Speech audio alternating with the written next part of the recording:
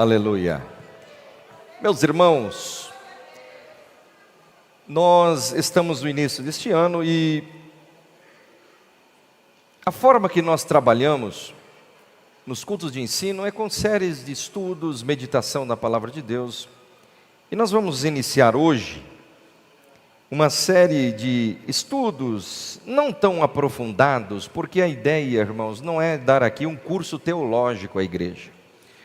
Para cursos teológicos nós temos as instituições, nós temos a nossa FAESP aqui, temos outras instituições. Se você quiser se aprofundar mais, então você vai estudar com mais diligência, com mais cuidado.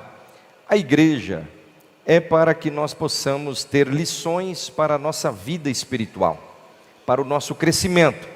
Então, obviamente, não é um estudo aprofundado da palavra, das parábolas que nós vamos começar, mas é um estudo panorâmico, uma visão geral e alguns pontos para que nós possamos tirar algumas lições para o nosso crescimento, para a nossa edificação espiritual. E para isso nós vamos começar hoje uma série de estudos acerca das parábolas de Jesus. As parábolas, a Bíblia, ela fala e se utiliza de muitas linguagens, de muitas formas de expressão. E para que nós possamos entender a Bíblia, nós precisamos compreender no mínimo 3 linguagens bíblicas que estão contidas na Bíblia. São linguagens para interpretação de textos que você pode usar na hermenêutica, você pode usar para interpretar texto, você que é advogado, você que é professor, você precisa se utilizar dessas linguagens para a interpretação do texto, para que você possa entender. O aluno, os adolescentes, os jovens que estudam, você precisa se utilizar destas linguagens, dessas forças de expressão da escrita, para você interpretar ou entender qualquer texto. Na Bíblia não é diferente. Nós temos muitas linguagens dentro do contexto bíblico, mas dentre elas nós destacamos 3 linguagens principais, que são elas: a linguagem literal. Literal do texto é o conhecido ao pé da letra. Aquilo que está escrito, primeira forma de você interpretar a linguagem bíblica, você lê o texto e você faz uma aplicação dela literal. E tem muitos textos que não tem como você aplicar literalmente, porque ela não é esta linguagem literal, mas ela se utiliza dentro do escrito uma linguagem figurada, que aí você se utilizando, primeiramente, você faz a aplicação do termo literal, para você aplicar ela literalmente. Não dando literal, você se utiliza da linguagem figurada. Não tendo como ter uma explicação dentro da linguagem figurada, você se utiliza da linguagem simbólica. E nós vamos ver o que isso quer dizer. Dentro da linguagem literal, muitas igrejas se utilizam de todos os textos literais. Literalmente, se nós aplicarmos a Bíblia literalmente, nenhum de nós será capaz de ser salvo através do cumprimento da palavra. E nós não somos capazes de ser salvos, por isso Cristo, Ele cumpriu toda a Bíblia, todo o Antigo Testamento, de uma forma literal. Ele cumpriu a lei, porque nenhum de nós seríamos capazes de cumprir. Então, literalmente, nós assembleanos, pentecostais, aí alguém diz, não, mas está escrito na Bíblia, tem que cumprir. Mas aí geralmente as pessoas se utilizam desta linguagem quando é aplicado na vida dos outros. Mas quando é aplicado na vida dele, ele fala, não, isso não é bem assim. Então quando é aplicado para os outros, se utiliza de uma forma literal. Quantas vezes nós, como bons assembleanos, pentecostais, tradicionais, quantas pessoas lá atrás foram excluídas da igreja, as irmãs, porque cortaram o cabelo, porque emparelharam, porque emparelhar as pontas do cabelo. Ficaram 3, 4 meses, 6 meses de banco, sem participar da ceia, sem cantar no grupo, sem até mesmo entrar num culto de ensino, que era conhecido como culto de doutrina. Eu sei que aqui tem muitos irmãos que vieram do norte, nordeste. Lá era muito mais radical do que o sul do país. Mas no sul também havia muito radicalismo. Que eu ainda, quando criança, não peguei essa época, mas ficava um porteiro na porta, lá, né, nos cultos de doutrina. Só entrava crente com a carteirinha. Quem lembra desse aqui? É dessa época aqui, irmão. Olha, ele está revelando que é da antiga. Né? Ficava na porta. Hoje é culto de doutrina, culto de oração e doutrina. Então tinha que apresentar o cartão de membro para poder entrar. O pecador que viesse para o culto, para aceitar a Jesus no culto de doutrina, tinha que esperar o culto público para ele poder aceitar Jesus. Ele não podia aceitar porque ele não entrava na igreja. Isso mudou por causa do radicalismo, e graças a Deus que mudou. Talvez muitos aqui estão aqui porque isso mudou, mas era levado ao pé da letra. Cortou a ponta do cabelo, era excluída. Hoje nem se usa mais o termo, e nem pode mais usar o termo excluído. Então, muitas coisas mudaram, a pessoa era excluída, mas mesmo assim, a pessoa vinha para a igreja. Ela estava excluída, mas tinha que vir para a igreja. Tinha que vir, o pastor tinha que ver ali no culto, né, para dar fruto, tinha que estar ali. Mas não cantava, não participava da ceia, não participava de nenhuma atividade na igreja, porque era levado ao pé da letra. Então, aí a vestimenta, mas muitas coisas pegava só para as mulheres, para os homens não pegava nada. Porque eram os homens que tinham o domínio do púlpito. Então, pegava mais para outra parte. Mas graças a Deus que muitas irmãs passaram por toda esta fase e estão aqui dando glória a Deus, dando glória a Jesus, né? Era só uma fase. Era o literalismo aplicado ao pé da letra. Não pode, né? Não pode tosquear o cabelo. Tosquear é diferente de cortar ou aparar. Não estamos aqui para falar de usos e costumes, enfim, mas é só para tosquear. É o que o pastor de ovelha faz com a ovelha. A época da tosca, da tosa, tem hoje tem já elétrico, mas na época era um tesourão, é cortar rente a pele. Então, por isso, quando a Bíblia fala de tosar o cabelo, eram as prostitutas sagradas, que elas tinham que raspar a cabeça, para se diferenciar das outras mulheres. Só que aconteceu com a força do evangelho foi tão grande, pregado por Paulo, que as prostitutas começaram a aceitar a Jesus. E quando elas aceitavam Jesus, o cabelo não cresce do dia para a noite, elas iam para a igreja. Aí as outras falaram, eu não vou sentar perto de uma prostituta.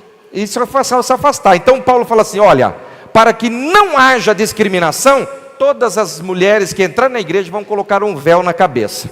Aí não dá para ver quem tem cabelo comprido, cabelo curto, cabelo raspado, todo mundo é igual. Então use o véu. Só que muitas pessoas levaram na literalidade. Hoje nós temos a Igreja Congregação Cristã no Brasil, que é conhecido como a Igreja do Véu, né? Para entrar lá, não, hoje já mudou muita coisa também, que antes até as visitantes tinham que botar o véu. Hoje a visitante ela fica à vontade, só usa o véu as irmãs que são da igreja, membros da Igreja Congregação Cristã, elas usam, mas a visitante, mas alguns já têm o seu lencinho, todos vai lá, já entrou na igreja, é costume. Então não adianta você querer ser membro da congregação cristã, dizendo assim, eu quero ser membro, mas não vou usar o véu. Você já entra em rebeldia. Então não vá, venha para a Assembleia de Deus que não precisa usar o véu e o Deus é o mesmo. Tá certo? Então não querer confusão, né? Porque tem gente que o dom dele é arrumar confusão. Ele está tudo tranquilo, mas ele chega e fala assim, eu vou arrumar alguma coisa aqui, eu quero ser crente aqui, mas não quero fazer com... Não, irmão, vá para outra. Serva Jesus lá. Tem gente, não, eu quero aqui uma igreja que tenha a luz no teto e tal. Na Assembleia de Deus não vai ter. Então vá lá para a igreja lá que tem a luz no teto, vá lá, chacoalha, dança, pula, chora e procure ser salvo lá. Tá certo? Não arrume confusão. E não adianta você chegar lá na outra igreja que tem luz no teto, parede preta, e falar assim, mas na Assembleia de Deus não tinha isso. Não, irmão, lá é outra coisa. Quer diferente? Vem para a Assembleia. Tem igreja para todo jeito, né? Agora, a questão de salvação, aí é com você e Deus. Aí é Deus, tá? Então, a Bíblia, ela se utiliza dessa linguagem. E por causa da literalidade, muitos crentes foram jogados para fora da igreja. Porque os pastores antigamente, homens de Deus, mas eles levavam literal o texto. Aí não dá para você aplicar literalmente. Agora, quando a Bíblia diz, em determinados textos, ame a Deus sobre todas as coisas, e o próximo como a ti mesmo, isto é literal. Então você tem que usar, mas eu amo a Deus mais ou menos e odeio o meu próximo. Não tem como. Mas essa palavra aí é simbólica. Não, ela é literal. Amar a Deus sobre todas as coisas e ao próximo como a ti mesmo. É literal. Agora, nós temos também a linguagem figurada na Bíblia. E dentro da linguagem figurada, já diz, é uma figura de linguagem. E dentro desta figura, desta escrita figurada, nós temos vários compartimentos dentro do texto figurado. O primeiro compartimento que nós temos uma metáfora. O que é uma metáfora? É uma comparação. Nós temos textos assim, que trazem, são metáforas, que são comparados, é uma comparação. Por exemplo, o que é uma comparação? Alguém fala assim, o pelo do cachorro está macio como um tapete. Então, ele está comparando uma coisa com a outra, mas não é uma coisa e nem outra. Mas a pessoa entende acerca da maciez. Então, a Bíblia ela traz também estas metáforas. Agora, quando Jesus mesmo usa, ele diz assim que o fogo que arde, aonde o bicho nunca morre, e ele está se fazendo uma referência a um fogo que havia no lixão fora da cidade, aonde era queimado, e ali constantemente aquele fogo não se apagava, porque era jogado lixo constantemente, ali o fogo estava aceso, e Jesus fez uma comparação aquele fogo com o fogo do inferno. Foi uma comparação que ele fez, uma metáfora. Também nós temos uma metonímia. O que é a metonímia? É uma troca de palavras. Quando você troca uma palavra pela outra. Por exemplo, o jovem aqui diz assim, quando eu me casar, eu quero ter meu próprio teto. Alguém entendeu o que é isso aqui ou não? O que quer dizer? Que você vai ter a sua própria casa.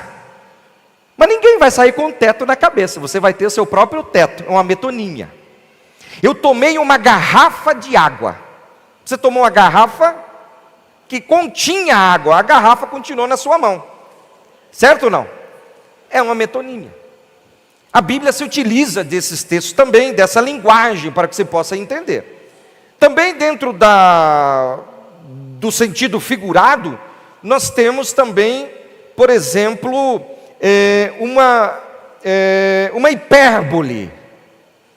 O que é uma hipérbole? É um exagero. Davi se utilizava muito das hipérboles. Quando no Salmo ele diz assim, eu chorei tanto, que a minha cama nadou, flutuou nas minhas lágrimas. O que é isso? Quem já chorou do travesseiro ficar encharcado e a cama começar a flutuar? Quem já? Mas Davi disse. Aí você diz, mas está na Bíblia, é verdade. É sentido figurado, irmão. Estou com uma fome de leão. É um exagero. Né? É um exagero. Então a Bíblia se utiliza desta linguagem também. E dentro da linguagem figurada, nós temos as chamadas parábolas, que Jesus se utiliza de algo visível para transmitir uma grande verdade. E Jesus, ele era mestre, e por isso que as pessoas gostavam de estar com Jesus. Se Jesus estava na beira da praia, a multidão ia para a praia. Se Jesus foi para o deserto, a multidão ia para o deserto. Jesus ia para o centro da cidade, a multidão ia para o centro da cidade. E Jesus sempre ensinando. Jesus ia para a praia, a multidão na beira da praia. Jesus dizendo: olha, o reino dos céus é semelhante à rede do pescador. Lá estava o pescador lançando a rede. Jesus já usava ali para ensinar através de uma parábola. Jesus ia para a cidade, a multidão lá. Jesus entrava na feira. Aí o povo dizia: o que ele vai ensinar agora acerca aqui na cidade? Aí Jesus olhava, lá estava o fariseu fazendo a massa do pão. Jesus dizia assim: acautelai-vos, cuidado com o fermento dos fariseus. Aí ele ia lá, o outro estava vendendo vinho, vendendo odre. Ele dizia assim: não se põe vinho novo em odres velho.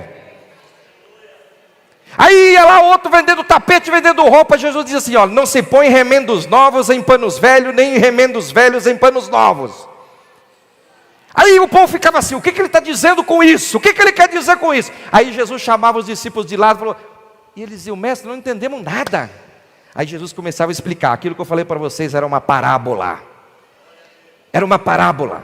Então Jesus ensinava muito acerca de parábola. Jesus ia para o meio do campo. Aí no campo o povo dizia: o que ele vai ensinar no campo? De repente ele via lá os pássaros voando. Ele falou: está vendo aí os pássaros? Olha os pássaros voando. Não plantam, não colhem celeiro, mas não falta o que comer. Não falta para eles. Aí Jesus ia lá para o campo de novo. O que ele vai ensinar agora? Aí tinha um lírio. Ele falou: olha o lírio do campo aí. Olha aí. Não tece, mas nem Salomão, em toda a sua riqueza, em toda a sua glória, não se vestiu como um lírio desse. Só que tem um detalhe: ele nasce de manhã, à tarde morre, mas Deus cuida dele. E você acha que Deus não vai cuidar de vocês também? Então Jesus se utilizava. Aí de repente a multidão sentado. Aí ele falou: o que vem agora? Aí Jesus olhava para a cabeça de um e falava assim: até o cabelo das vossas cabeças estão todos contados. Então Jesus sempre se utilizava de parábolas, se utilizava de coisas que estavam ao seu alcance, para ensinar uma grande lição. Então a Bíblia, ela tem essa linguagem, ela tem esta forma de ensinar, e Jesus se utilizou das linguagens. Das 40 parábolas que Jesus conta nos evangelhos, 19 delas Jesus usa o seguinte termo: o reino dos céus é semelhante. O reino dos céus é semelhante. E nós vamos ver aqui parábolas extraordinárias. E a que eu mais gosto, e foi a única vez que aconteceu isso na minha vida. Eu acho que não aconteceu na vida de nenhum outro pregador. Pastor Felipe está aqui com sono, cansado de tanto pregar. Mas eu acho que nunca alguém chegou para você, Felipe, que você foi lá na igreja, pregou, Jesus batizou com o Espírito Santo, curou, levantou paralítico, você voltou no ano seguinte, o pastor chegou e falou: pastor Felipe, eu quero que você pregue aquela do ano passado. Já aconteceu isso? Não. Comigo já. A mesma. Eu preguei numa igreja, voltei no ano seguinte, a irmã falou assim: eu quero que o senhor pregue aquela mesma palavra do ano passado. Eu falei: eu não posso, irmão. Irmão, eu não preguei. Ela falou assim: não valeu, você tem que voltar e pregar a mesma. E eu vou pregar para vocês aqui, vou falar sobre a parábola da pérola. É extraordinário. A pérola escondida, da pérola que foi achada. E foi a única vez, porque o cantor, irmãos, eu sempre falo que eu gostaria de ser cantor. O cantor, ele tem um hino só que faz sucesso, ele canta no Brasil e no mundo, e ainda volta na igreja, o povo canta aquele de novo, irmão. E a igreja canta junto, ainda compra CD, na época comprava CD, DVD, dava oferta, ou o hino abençoado. Com uma música só ele abalou. Agora, a mensagem, você pode pregar a maior mensagem da tua vida, o povo não quer te ouvir nunca mais falar sobre aquilo lá. Mas eu repito mensagem, eu não sou pregador, mas eu repito. Porque Paulo era melhor do que eu e Paulo repetia. Paulo disse à igreja, ele falou: eu não me canso de vos falar a mesma coisa. O povo estava cansado, mas Paulo falou: eu não me cansei ainda, eu vou falar para vocês a mesma coisa. Ele pregou tanto a mesma coisa que o jovem que sentou na janela e dormiu, e caiu e morreu. Eu já ouvi essa mensagem, Paulo pregando até meia-noite. Paulo: não tem problema, morreu. Vou orar, vai ressuscitar, vou voltar e continuar pregando a mesma coisa.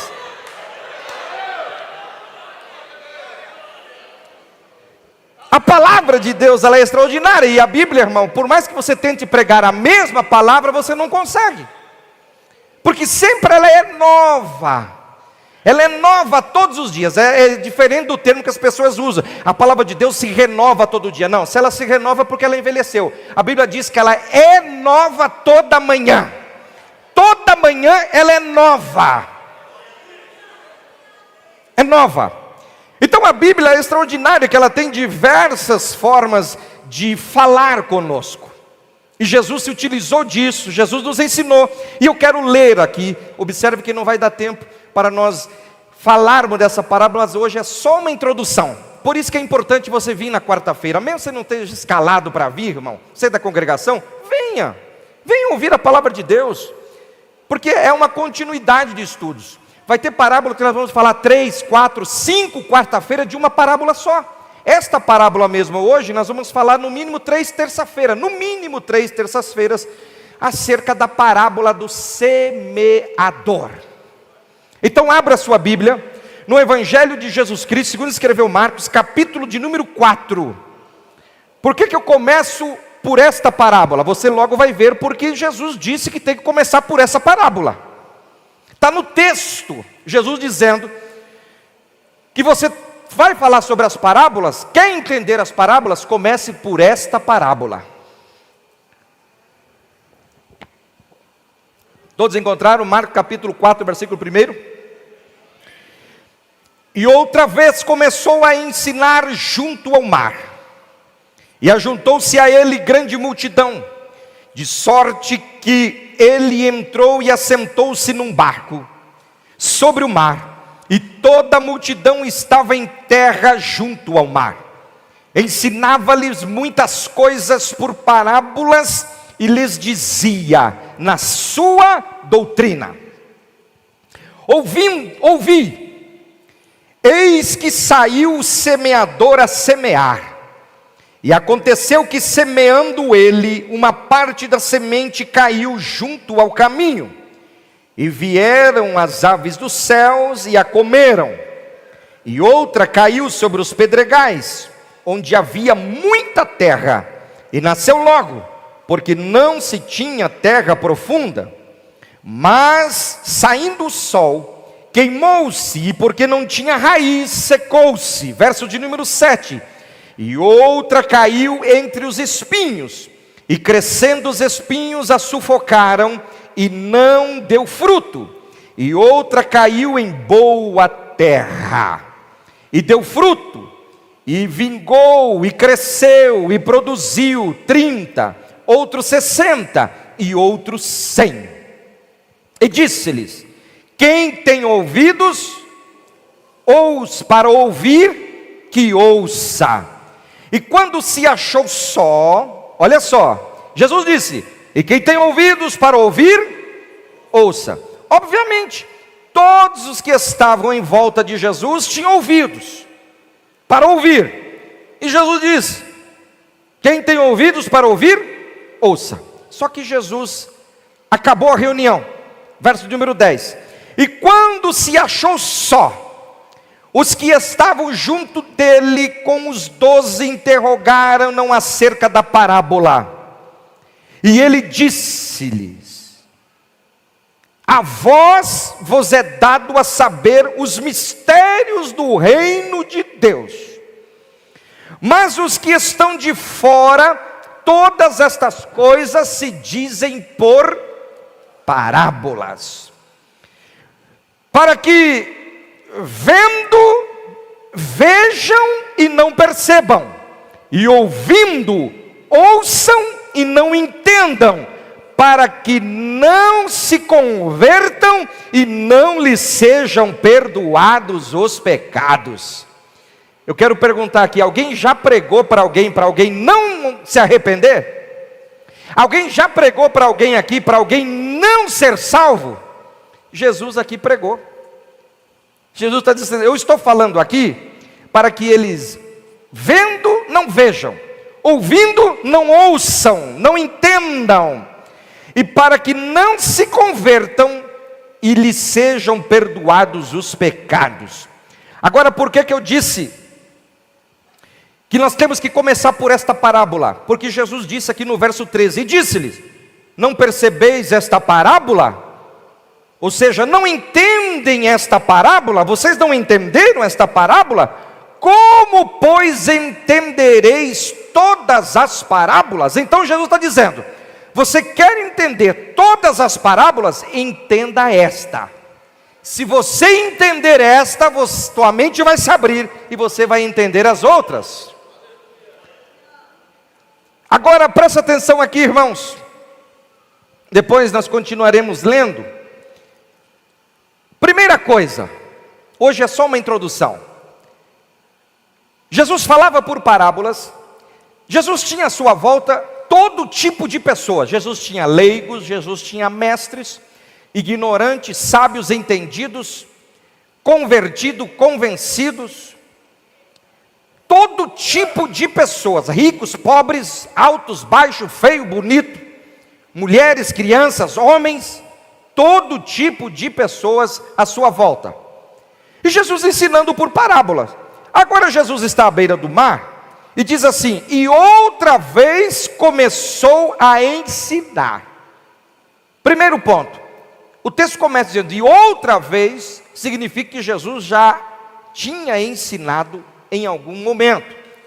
Então Jesus, naquele lugar, e Jesus dizia, aqui o texto dizia, outra vez começou a ensinar junto ao mar, e ajuntou-se grande multidão, de sorte que ele entrou num barco, para poder ele ficar mais isolado do povo, sobre o mar, e toda a multidão estava em terra junto ao mar.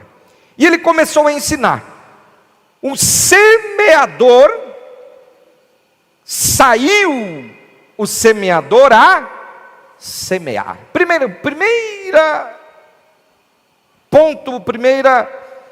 Algo que nós precisamos entender aqui. O primeiro ponto são os elementos que tem na parábola.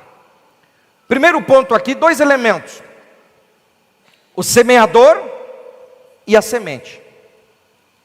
O semeador e a semente. O semeador só é semeador porque ele semeia a semente. Se ele tem o nome de semeador e carrega a semente, ele só é um carregador de semente. Tem as pessoas que carregam caminhões de semente e descarregam, mas não são semeador. O semeador está lá na ponta, às vezes é um desconhecido isolado. A semente chega até ele, ele pega aquela semente que andou quilômetros e quilômetros de navio, de caminhão, de ônibus, de avião e de trem, chegou na mão dele, ele não guarda a semente, ele pega a semente e semeia. Nós temos muita gente que hoje a igreja, aliás, ela é rica em carregadores de semente. Somos pobres em semeadores. Porque se nós tivéssemos mais semeadores, não teria lugar para o povo aqui.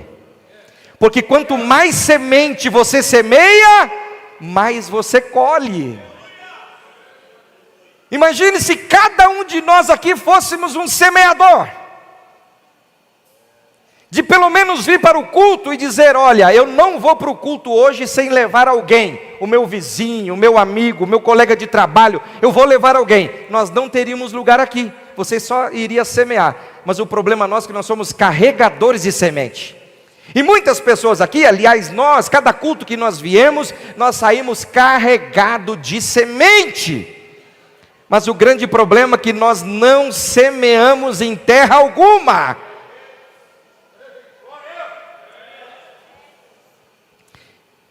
Sabe por que você comeu arroz, feijão, macarrão? Hoje, você comeu talvez um alface, um tomate, porque teve alguém que pegou aquela semente e semeou.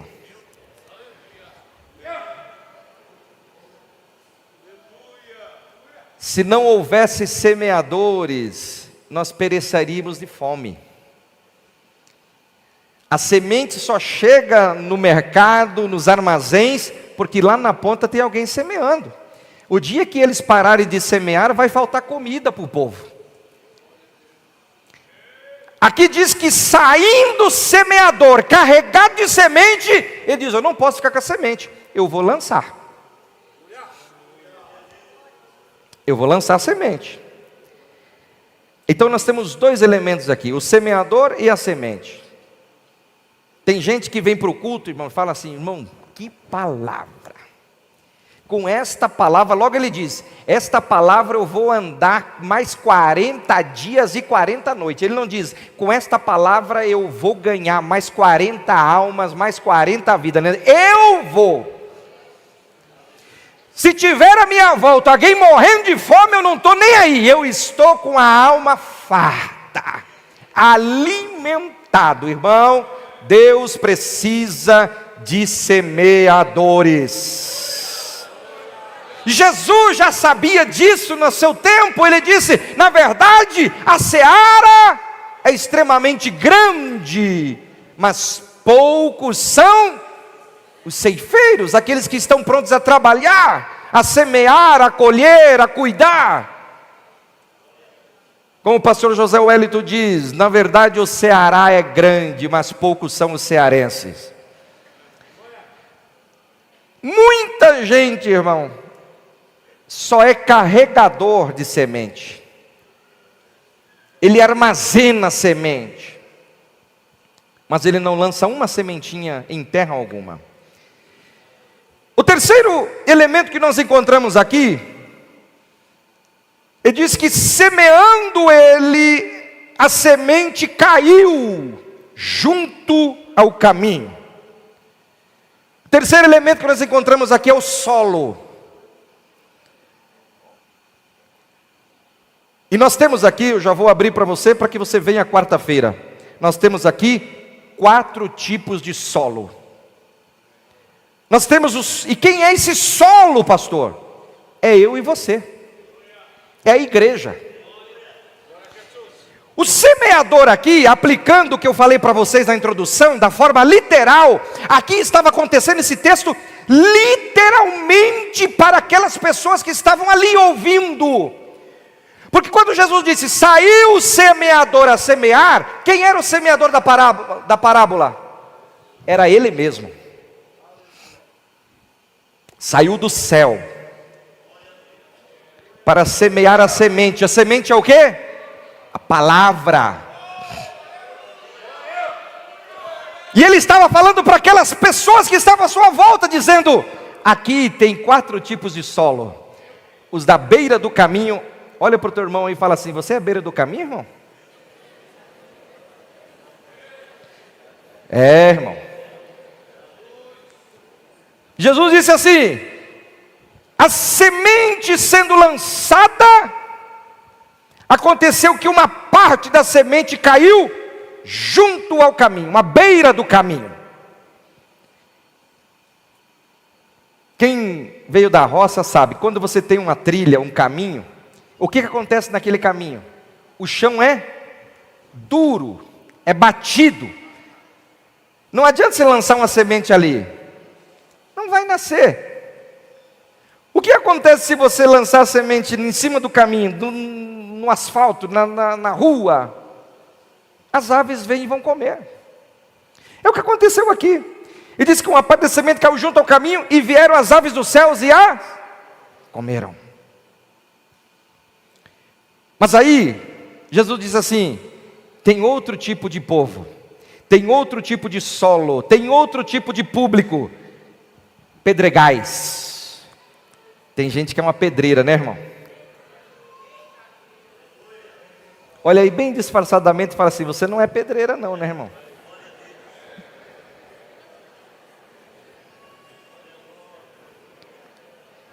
Tem gente que é uma pedreira brava, irmão. A palavra vem, cai ali, irmão, ela fica ali, não entra no coração dele de jeito nenhum, irmão. De jeito nenhum. É pedreira. E diz assim que havia muita terra. E não havia muita terra. E logo nasceu, porque não tinha terra profunda, superficial. É como aquela figueira brava. Quem conhece a figueira brava? Ô planta terrível a figueira brava, irmão. Ela nasce até dentro da calha, lá em cima, não tem terra.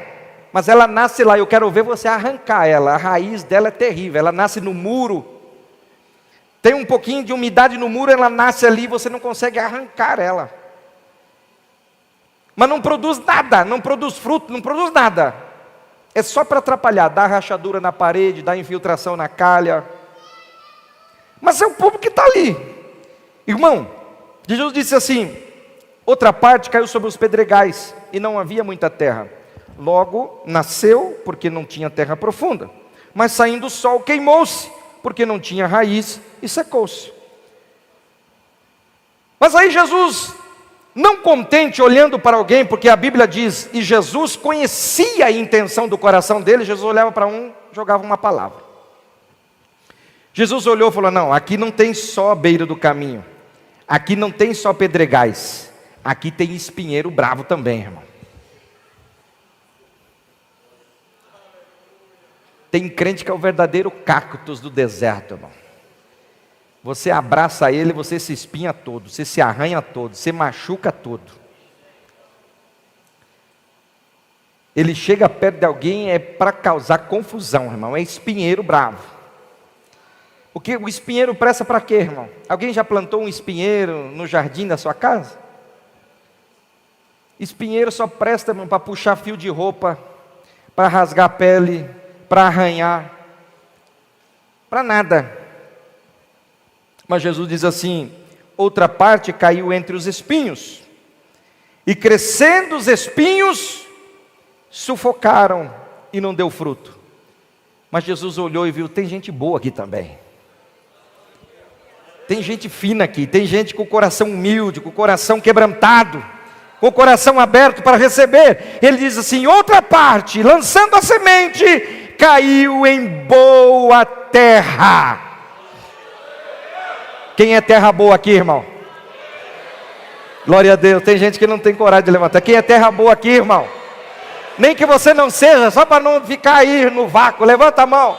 Você é terra boa, irmão. Você é terra boa. Olha para o teu irmão aí e fala: você é terra boa, irmão. Você vai produzir, irmão. Você vai produzir. Talvez no ano passado você não produziu nada, mas este ano você vai produzir.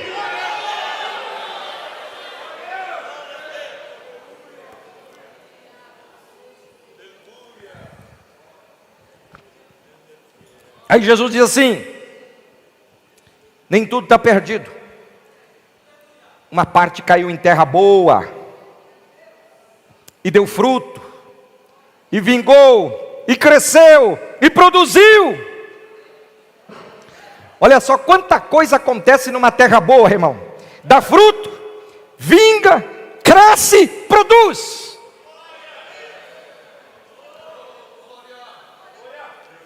E dentro da terra boa tem 3 tipos de pessoas. É terra boa, produziu 30. Outra é terra boa, produziu 60. Outra é terra boa, produziu 100. Mas todo mundo é terra boa. Uns produzem mais, outros produzem menos, mas é terra boa.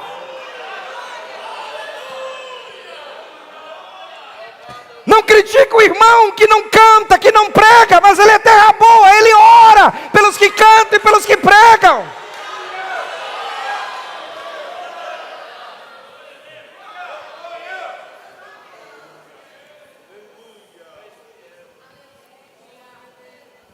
Não queira medir alguém que esteja no púlpito, alguém que está na porta. Tudo é terra boa. Às vezes quem está lá na porta produz mais que quem está aqui.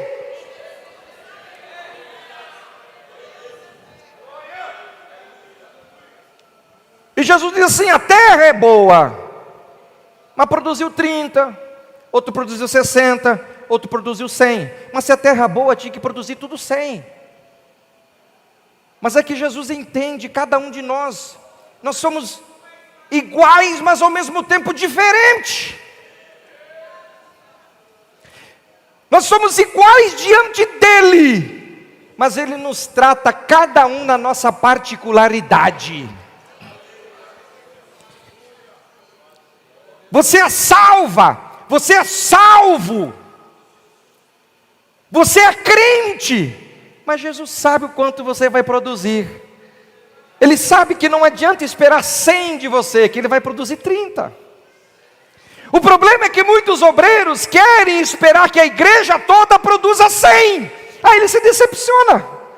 Se sempre vai ter alguém lá, irmão, produzindo 30, sempre vai ter alguém produzindo 60, e vai ter alguém produzindo 100, mas não queira elevar o que produz 100 para ser superior ou considerar ele maior do que produz 30. Tudo é terra boa.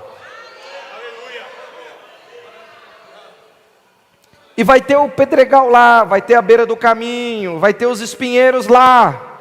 É necessário, precisa ter. Jesus, que era Jesus, foi para o mar. Falou assim: eu vou lá para a praia, que só vai gente boa lá para a praia. Chegou lá, ele viu, tem 4 tipos de sol aqui. Agora,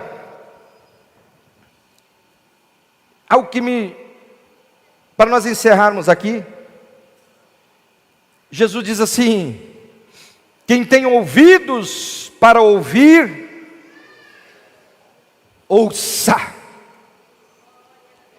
Por isso, irmão, quando você vem para a igreja, não fique conversando, porque você tem ouvido, mas não está ouvindo. E a Bíblia diz, em Romanos 10, 27, se não me falha a memória, a fé vem pelo ouvir, e ouvir a palavra. A tua fé vai ser acrescentada ouvindo a palavra. Não é ouvindo diz que me diz, que não é ouvindo fofoca, não é ouvindo funk, não é ouvindo rap, é ouvindo a palavra.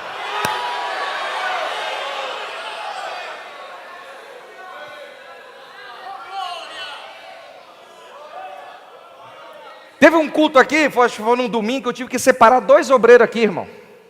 Sentaram aqui e ficaram conversando. Eu olhei para o lado, se eu tivesse uma bacia de pipoca, eu ia botar no colo deles para eles comer pipoca e conversar.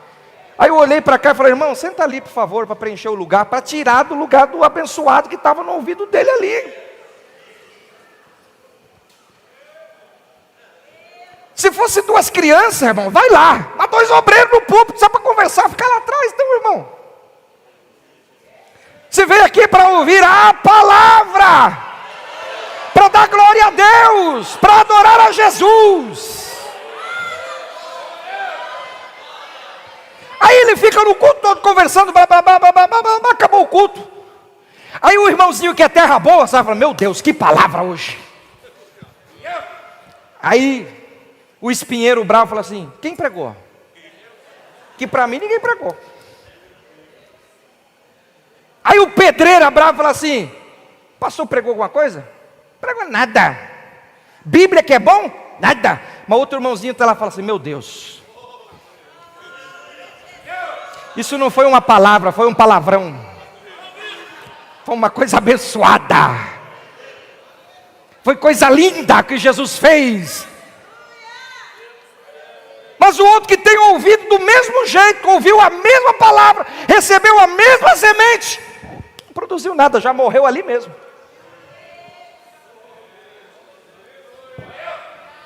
Como está o teu coração para receber a palavra, irmão?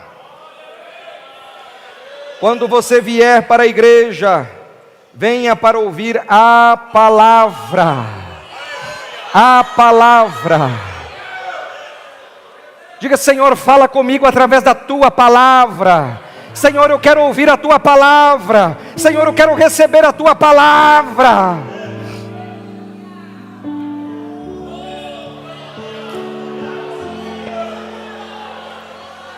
Aleluia.